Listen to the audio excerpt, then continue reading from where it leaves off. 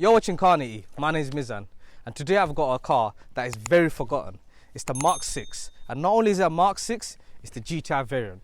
This car is also a Japanese import, so there's lots of things to talk about when it comes to this car. So why is the Mark 6 the forgotten generation? Now the reason for that is very simple. It had a very limited shelf life. The Mark 5 ran from 2004 to 2008. This car launched in 2009 and it was retired in 2012. A lifespan of just 3 years. So when you think about it, that's not the average lifespan of a car, is it? Now the reason for that is this car is just a facelift. It's technically a Mark 5.5, like we have the 7 and the 7.5. But back then VW marketed it as its own generation. Bro, the buzzing noises come from there. Livestock, it's the crickets and That's the buzzing noise. Oh, then that's fine, you can clear that. Yeah, you're right. So how much does a Mark 6 GTI cost? You can pick one up from around £7,000. That's going to be one that's in decent condition with decent mileage. Now it is an older car, so you're not going to get a low mileage car for that money. Now, one thing to bear in mind is this car is very similar to a Mark 5, and a Mark 5 GTI costs around 4 grand, and this is at 7 grand, nearly double the money. So a lot of people do look at these and think, I'm not going to pay double the money for a car that's not really double the car. And that's the reason why these are so underrated and you don't see a lot of them on the road. On top of that, it had a very limited shelf life, so there's less cars to choose from if you are looking to buy one. Let's talk about power. This car is pushing 210 brake horsepower and 280 Nm of torque from a 2-litre 4-cylinder engine. This is the same engine that they had in the later Mark 5 GTI, specifically the 2008 models, where VW moved from the FSI engine to the TSI. Now, this engine only gains 13 brake horsepower more than its predecessor, which isn't really a lot. This car sends its power to the front wheels and is paired with a 6-speed DSG gearbox. So usually at this point of the video, we usually talk about modifications, but there's not a lot of modifications on this car. It's a very OEM plus car, and as I've mentioned, it's a Japanese import, which is what I want to talk about now. So I find it quite mind-boggling when someone decides to import a car that is readily available in that country. I see it all the time and I just don't understand. When you think about the work and the money that goes into bringing a car overseas, when it's already sold in the country, it's mind-boggling, isn't it? I understand if there's a unicorn that exists somewhere else and you really want to bring it here, but I just don't get it. But there are some benefits, so let's talk about them. The first one is condition. So in the UK, it does rain a lot and there's a lot of salt in the air, whereas in Japan, it's quite dry. So for that reason, the cars don't rust as much. So a car of this age is going to be in better condition than a UK bred car. Second one, condition. Japanese people really look after the cars, so the cars are going to be in way better condition than the British cars. Another thing, specification. So the Japanese cars come better equipped than our British cars. So this car has a few things that I'd like to point out. The headlights are xenons and they're adaptive, and it's got electric folding wing mirrors, factory wind deflectors. And finally, in Japan, it's quite hard to own an older car there due to tax reasons. So what happens is their second-hand market becomes very, very competitive, and it works out to be better for them to sell it for very cheap, because even selling a car to a scrapyard costs a lot of money over there. So it makes sense to sell it for cheap, which means people like us will go to Japan, source a vehicle and import and bring it here where we can enjoy it and we can keep the car going. But the problem you've got with all of that, and this is one big disadvantage, is the history. So obviously in this country we have our own standards for checking MOTs, which is something we do once a year to make sure the car is roadworthy, and with that the mileage is recorded. As well as that, there's various systems and registers if a car's been in an accident or if it's been repaired. If you're buying a car from Japan, you are buying it at face value. Yes, you can do your own checks, but it's not the same when you are doing it in the same governing country. So without further ado, I think it's time we go for a drive, meet the owner and see what the Mark 6 is all about.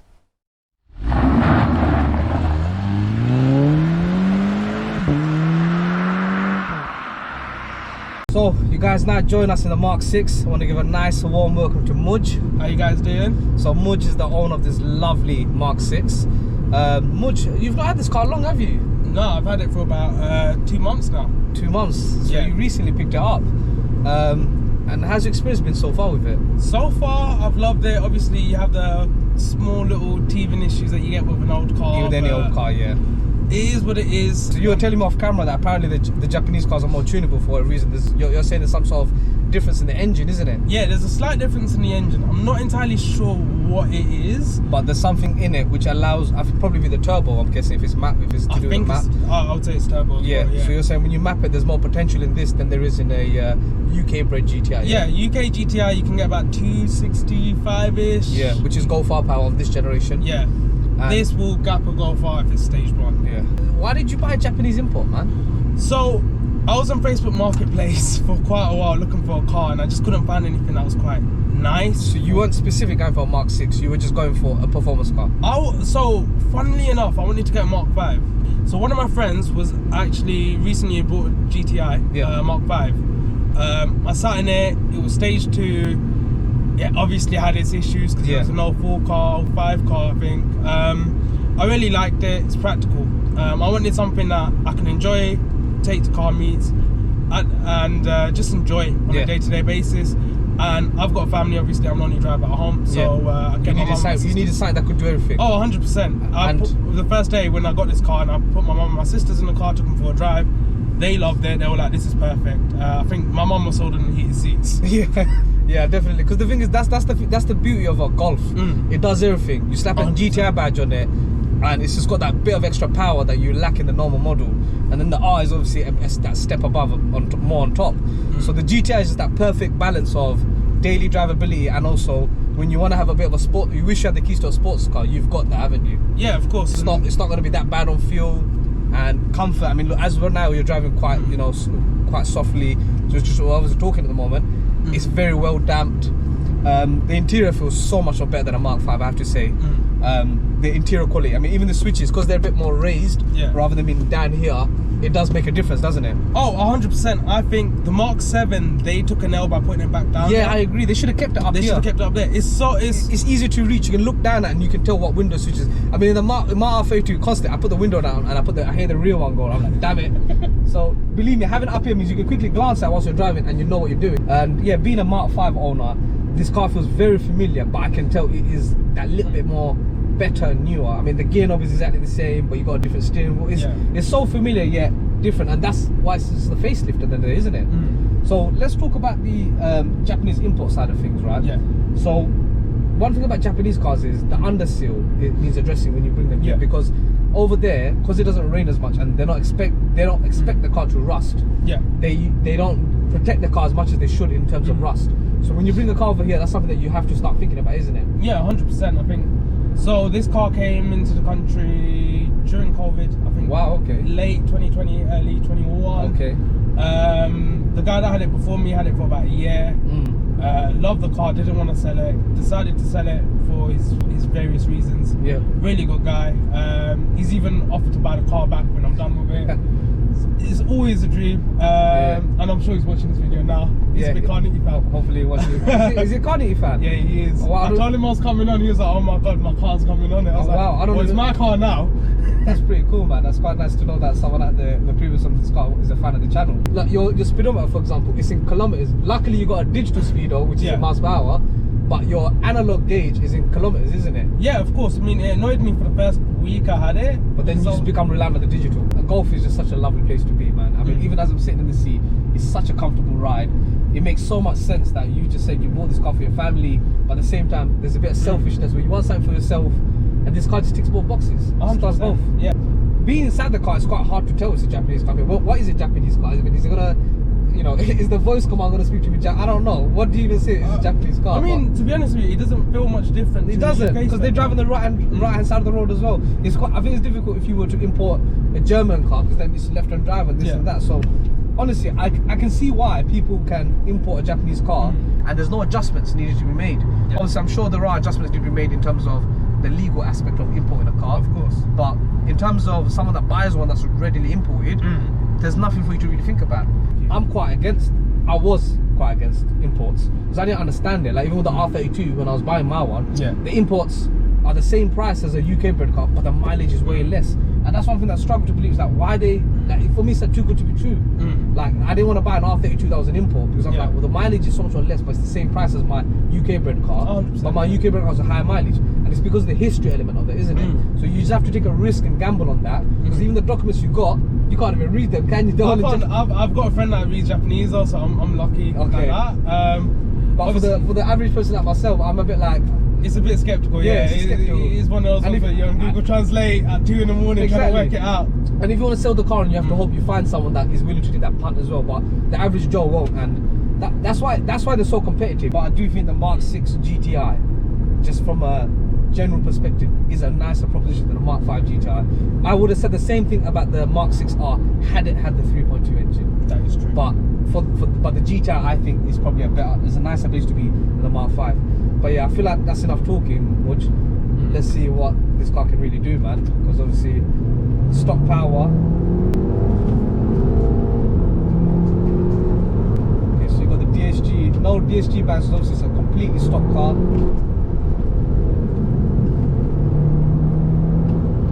Super quiet though, I have to say. Obviously, you've not modified it yet. Don't worry, that exhaust is gonna get loud at some point. I'm sure it will. I'm sure it will. But it's just nice to sit in a stock GTI. It's so hard to find stock ones. I can feel the front wheel squirming there.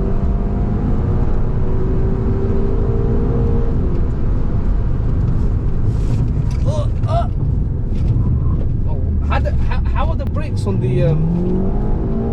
They stop. No, because reason being is the Mark 5's GTI's brakes are so weak from factory. Like I said, from a daily perspective, it's an amazing car. It acts like a 1.4 TSI, if you want to call it that. But then when you want to put your foot down, there's a bit of drama. There is some enjoyment to be had. You have Mizan flying out of his seat when I'm braking.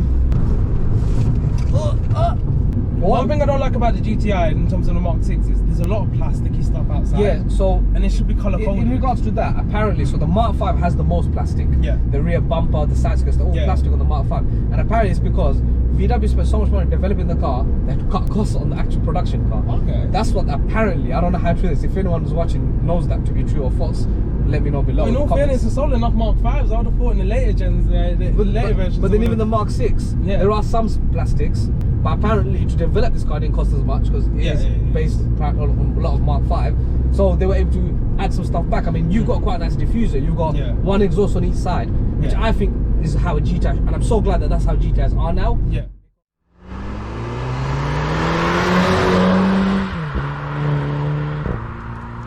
So I'm now driving the Mark 6, and being an R32 owner, it's familiar but also not familiar.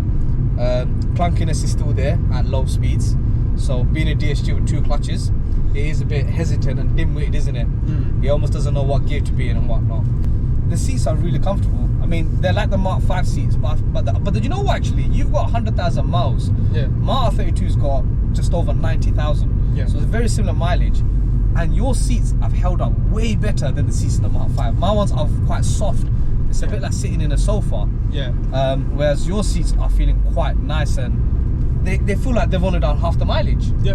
I genuinely can say that. When you've got electric seats, which is really nice, and it gives you the extra adjustability because you can move the thigh support up and down. So there's bonuses of having a electric seat, and I love the fact that you've got a digital speedo. I mean, I know the dial itself is in kilometers, but a digital speedo makes a massive difference, and you can see your oil temperature. Again, something that I lack in the Mark 5. So you know what? There are some nice improvements in the Mark 6 over the Mark 5. There genuinely is. And even if I'm looking at the center console where you've got the original stock head unit, the OS on that is so similar to the Mark 7 OS, because Shub's got the Mark 7R, which I'm very familiar with, and that it looks very familiar. So you are getting a lot for your money in small ways. They're not massive, but small ways. You feel like, you know what, this is an improvement. You're getting a better car for your money. But the hard part to justify is it worth almost double that of a Mark 5? I mean, you're looking at it as is it worth double the Mark 5? I think the big fad right now is the Mark 7. It is. And I think to get in on a Mark 7 GTI, what you were talking about, 13, 14 grand minimum. Yeah, 15, 14, around, for a decent example, that's what you're looking at with decent miles on it. I agree. And I look at it as I'm saving 5-6 grand. I guess so. So I'm looking at it as this is very similar to a Mark 5. would I spend double the But money? it's also, Whereas you're thinking, but it's got a modern day touch. it does have more modern features than Mark 5. Mark 5 does feel older, there's no way around it. Whereas you're thinking about it, so I'm thinking about the Mark 5, you're thinking about the Mark 7, you're thinking, yeah, I feel like I'm not far from Mark 7, isn't it? Yeah. So, and I guess that's It's what the perfect hybrid. and that's exactly what the Mark 6 is about. It's meant to give you that in-between feeling, and I guess if you think of it from that perspective, that means the car's doing its job. Yeah. It is trying to cater to both sides of the argument.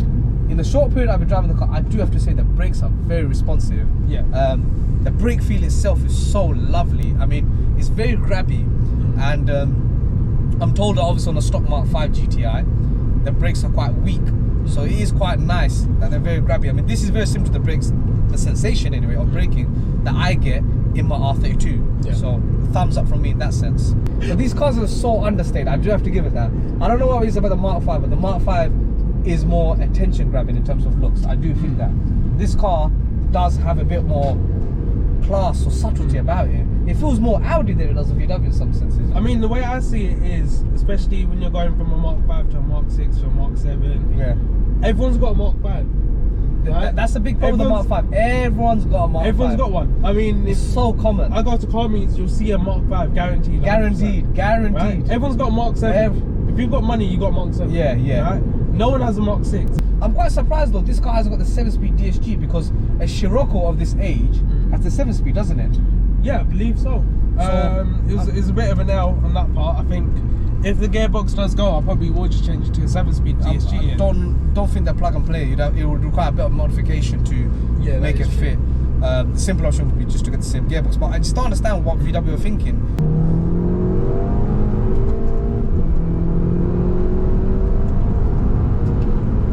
For a stock car, that is very responsive. It's very responsive. Quite fun to do, isn't it? It is fun.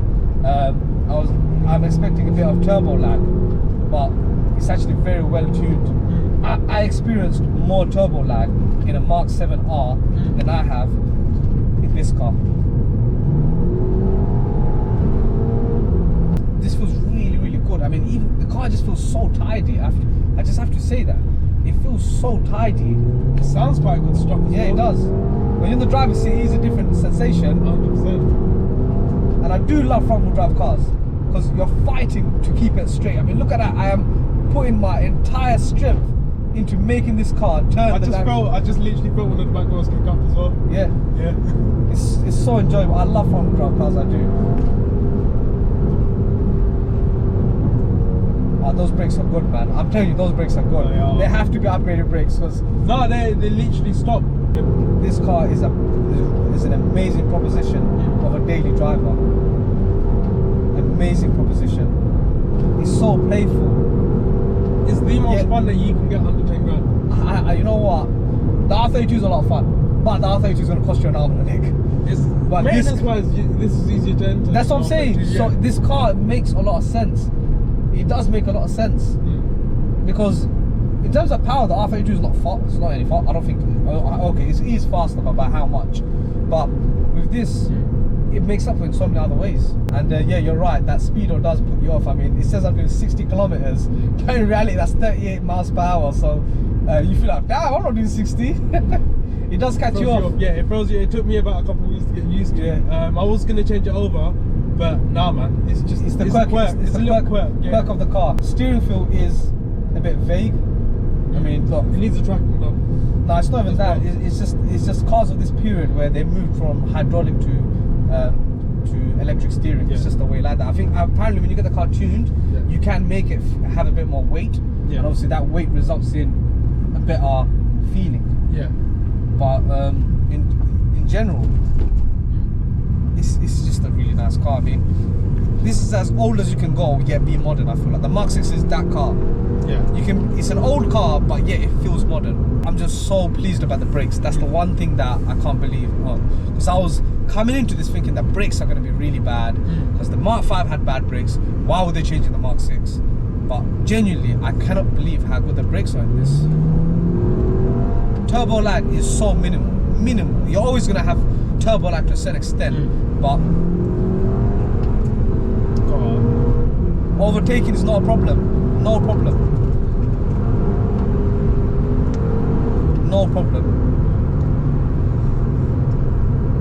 Yeah, it is a lot of fun, man. It is a lot of fun. On a country lane, front wheel drive car, and because your car's never lowered, you don't have to watch out for the road, you know, little potholes, little potholes, and the road going up and down suddenly. You can just really enjoy the performance on tap. You know, as the more I drive a stock GTI, the more I realize why this is the hot hatch for the average man. It's not gonna kill you to run. It puts a smile on your face. The Mark 5 GTI is a legend, purely for the fact that it was a massive improvement after the disappointing Mark 3 and Mark 4 run. The Mark 6 had its work cut out long before it was on the drawing board. To follow in the footsteps of the car that saved the GTI badge was always going to be a difficult task. It's not a monumental jump as seen in the past, and the fact it's more of a facelift rather than its own generation, yet it was debuted as one, didn't help. It's just like when Apple released the same phone the following year and called it the S model, as it's just a mild improvement. VW marketed this car in a poor manner, and if there is any animosity towards it, it's not deserved. So what's my verdict? I think it's sleeker, better to drive, and a lot more modern than its predecessor. But is it worth almost double of the Mark 5? No, it's not. And that's the only negative I have to say. But if that's the cost of stopping them from becoming as common as the Mark 5 on the roads, then so be it. If you enjoyed watching this video, please remember to like, comment, share and subscribe, and we'll see you soon for the next one.